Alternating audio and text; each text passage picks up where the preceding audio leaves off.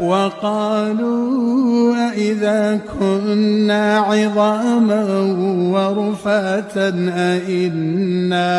أإنا لمبعوثون خلقا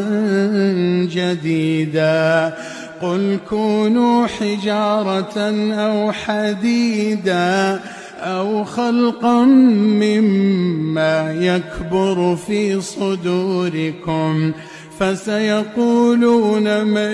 يعيدنا قل الذي فطركم أول مرة فسينغضون إليك رؤوسهم ويقولون متاه قل عسى